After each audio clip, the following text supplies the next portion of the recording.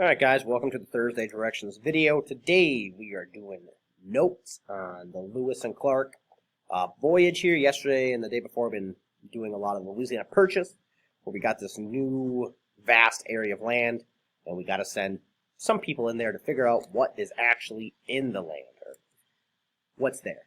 Okay, so we sent in Lewis and Clark. Meriwether Lewis and Clark here. The importance: Louisiana Purchase doubled the size of the U.S., encompasses all parts of 14 U.S. states, or 14 U.S. states will come out of the Louisiana Purchase. And exploration and settlement, key to future success / the security of the nation. Alright, so some background. Few Americans knew of the area past the Mississippi rivers, and some of these people were not even locals, right? Just some fur trappers, some explorers.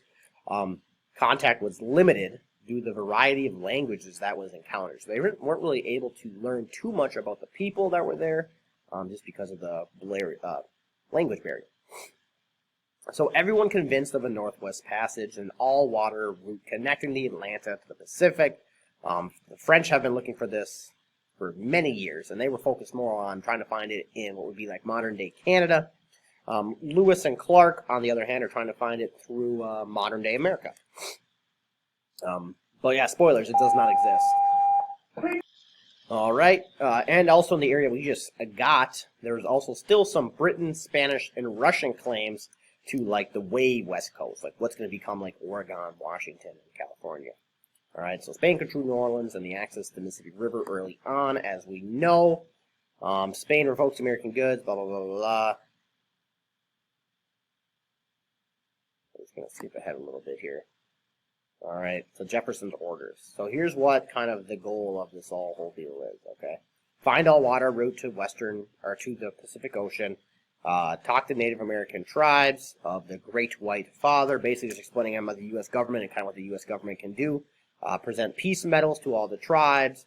Here's some of the medals right here, and then obviously you have to kind of jot down journals. So the journals here, that's what this whole PowerPoint's based on. It's supposed to look like one of Lewis and Clark's journals. The journals were a mandatory, required thing, and they journaled a lot. So we know a lot about this trip thanks to these journals, and it was written in cursive, and so we're kind of, this whole PowerPoint slide's basically supposed to look like that. So question of constitutionality. The Constitution did not to give Jefferson the authority to claim to buy the new territory called the Louisiana Purchase. We know all this already, so we can move on.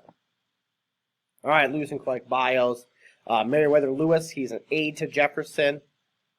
He's basically like his assistant, and Jefferson looks at him and goes, I need you to go into this vast wilderness and record what's there, who's there, and if we can make it, and how we can get there, and how we can navigate it faster. All right, so that's all. So Meriwether Lewis kind of just gets put on this job here, and he brings along William Clark, who served with Lewis in the army, who's friendly, outgoing, and he brought a slave with named York. So it's kind of the three, Lewis, Clark, and then York is kind of the other guy who's going to become a major player here. All right, so that's kind of the two guys here. William Clark's going to be the translator for all this. And yeah, let's get this trip rolling here. So the name of the ship that they take down the river, originally from St. Louis, it's called the Corps of Discovery. Let's write that down. The Corps of Discovery is what the name is, and it's kind of like their head vessel when they head down the Missouri River and begin their journey. All right, they faced many difficulties with this ship. Right, boat got stuck many times in the river as well as upstream sometimes, so that it was just tough to kind of navigate and tough to move the ship. It was a big boat, so it was tough to kind of navigate in the smaller deal. Obviously, you're in the river in the summertime. Or in the springtime, moving into summertime, so you get mosquitoes, fleas, and all that good stuff that kind of comes with it. The journals themselves were required by Jefferson. They included 30 maps of rivers. You know, it's very detailed. The sketches are really good, as you can see here. Animals are on it. You know, 400,000 words, provided important credibility to the journey because they literally documented every single thing, and all the journals had extreme detail, especially the ones on the animals here. You can see that they took time on the journals, and they recorded everything.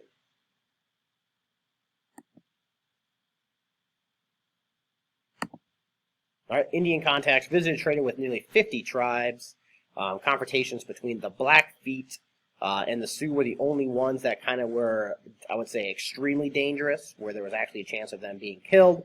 But besides these two encounters, I guess the other 48 were friendly, and they were able to kind of give the peace medals on. All right. They also met a lady that's going to help them out a lot named Sacagawea. All right. She's a Shoshone woman kidnapped at the age of 12, sold as a slave. The journey expedition was hired by Clark, invaluable to the journey, translator of various tribes, and also provided horses and kind of shelter. And was also someone who knew a little bit of the land that they were at. So Sacagawea kind of becomes this guiding figure for the expedition. And I know we're going fast with these notes, but we're going to be spending a lot of time on Lewis and Clark, so this is more of just an introductionary day. To the Pacific and back, so the expedition reached the Pacific Ocean on November 1805, only second non-native people to reach the Pacific. There was a Spanish explorer who did it as well before. Stayed in modern-day Oregon for the winter before starting the return trip home. All right, so they returned to St. Louis on September 1806. They traveled 8,000 miles, and the trip in total, it took 2.5 years. Let's write that down. How long did the trip take total? 2.5 years to head out and come back. Achievements and effects of the journey: established etiquette for communication with the tribes and the newly purchased, well, I guess not really newly purchased anymore, with the Louisiana Purchase land.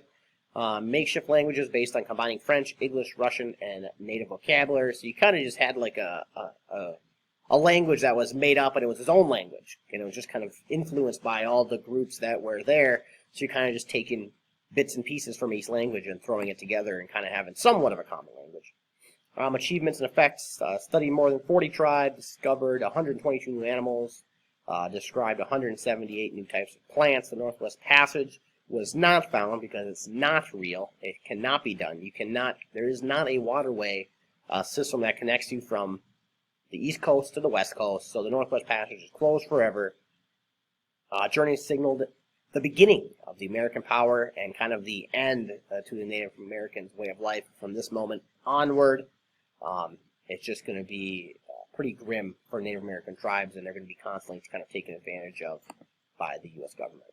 But that's the notes for today, guys. Just doing a little Lewis and Clark here, and with any free time you have left, just try to get some legwork done. All right, talk to you guys tomorrow.